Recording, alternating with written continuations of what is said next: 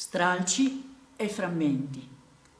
Dal testo Vespro Sardo del professor Federico Francioni.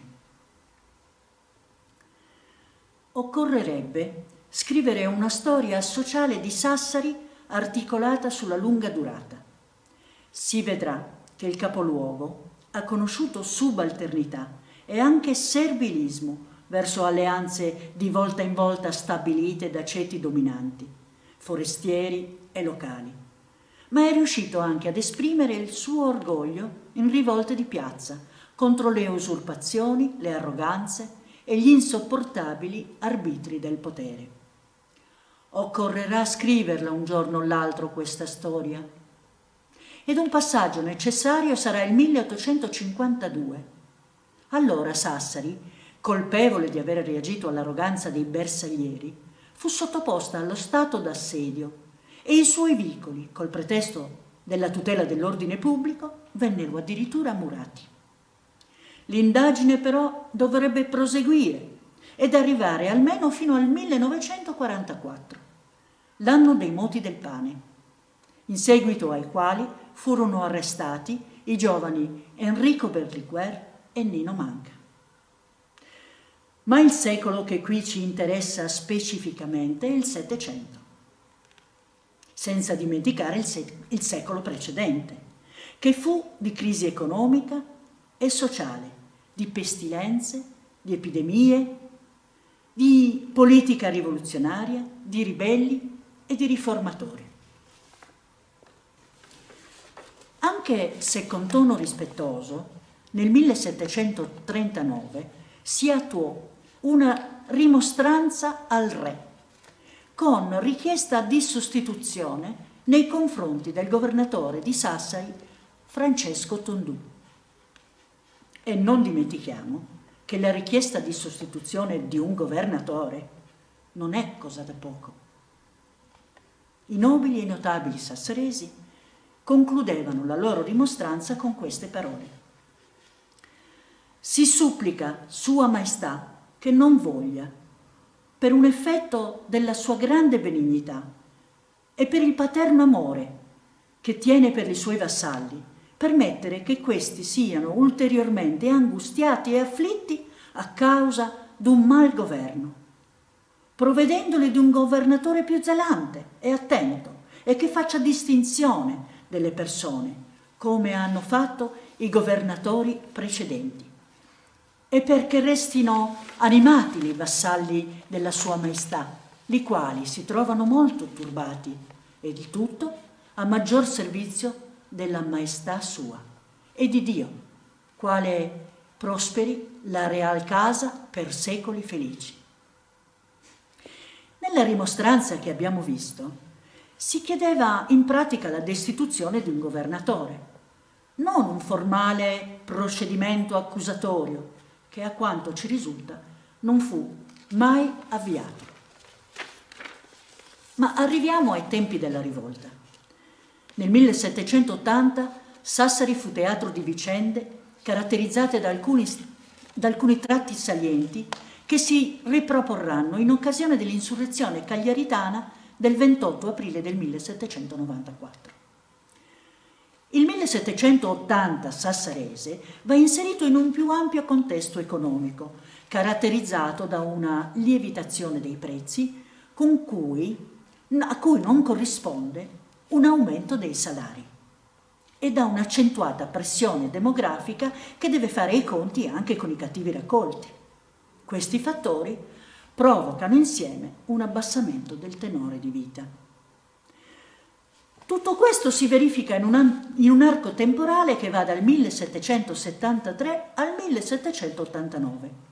In questi anni esplodono i moti che porteranno alla rivoluzione americana, all'indipendenza degli Stati Uniti, la guerra delle farine in Francia, la rivolta che mette a ferro a fuoco Londra, la sollevazione ginevrina e quella olandese, agitazioni e lotte nelle campagne sono innumerevoli nell'America settentrionale, in Inghilterra, in Irlanda, nelle Province Unite e in Belgio. L'insurrezione popolare di Sassari del 1780 precede di poche settimane i fatti di Londra e risente quasi inevitabilmente di problemi, tensioni e conflitti di carattere più generale.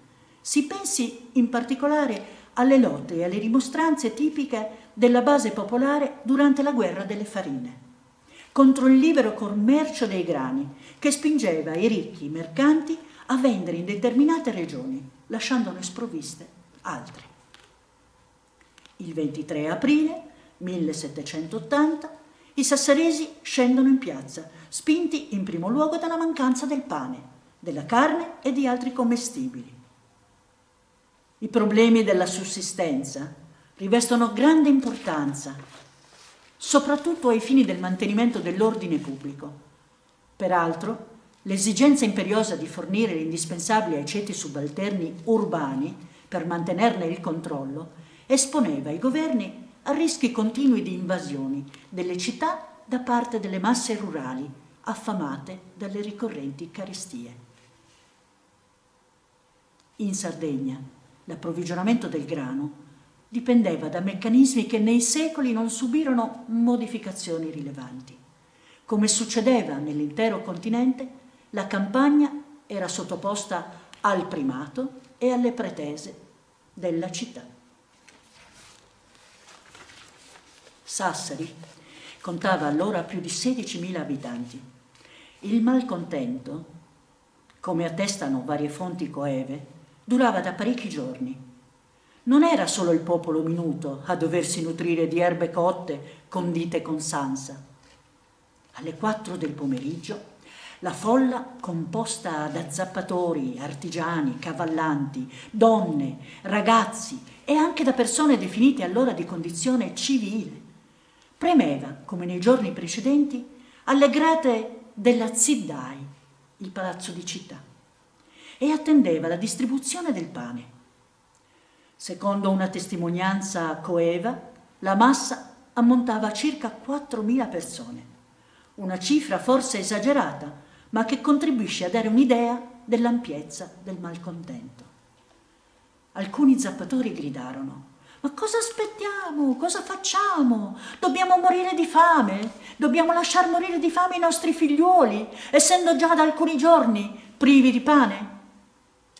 In tale contesto, un soldato col calcio del fucile percosse un popolano.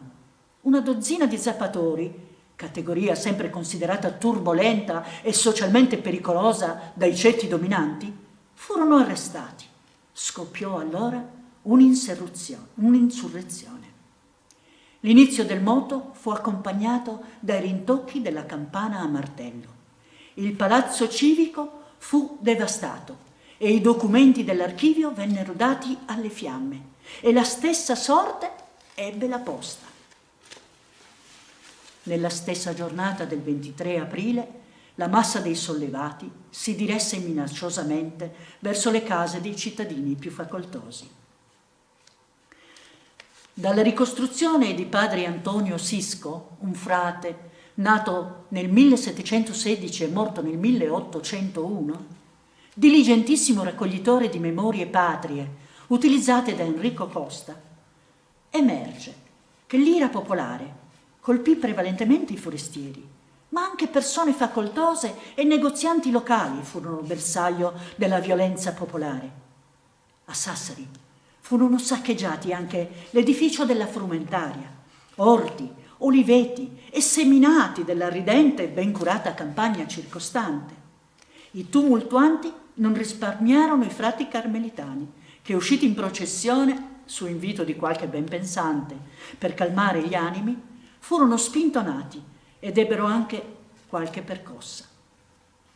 Solo l'arrivo di un picchetto di soldati, che vi rimase di guardia per un mese e più, riuscì a preservare l'arcivescovado da un'invasione. La mattina del 24 aprile del 1780 anche i detenuti cercarono di uscire dal carcere di San Leonardo. Qualcuno dei dimostranti li aiutò? È probabile, perché nei moti del tempo la liberazione dei prigionieri rappresenta quasi una costante. L'assalto alle prigioni fu l'espressione di un desiderio di giustizia sociale, e specialmente l'attacco alla prigione dei condannati per debiti, che non si spiega se non con il desiderio di liberare le vittime dei creditori, cioè dei ricchi e dei capitalisti. A Sassari, la notte di martedì, 25 aprile di quell'anno, una turba di sollevati cercò di saccheggiare il monastero sassarese di Santa Chiara perché si era sparsa la voce che molti privati vi avessero depositato denaro, argenteria ed altri oggetti di valore. Ma le religiose suonarono prontamente le campane, allertando la truppa e i gruppi di cittadini che misero in fuga gli assalitori. I feudatari residenti in città, i nobili, i notabili, che non si sentivano certo al sicuro, si diedero subito da fare per distribuire viveri alla folla bisognosa. Allo stesso tempo, alcuni membri delle classi agiate posero a guardia delle loro abitazioni uomini nerboruti, assoldati nei villaggi circonvicini. I timori dei proprietari erano ben fondati, perché nei giorni, anzi nelle settimane, anzi negli anni successivi, la tensione rimase altissima.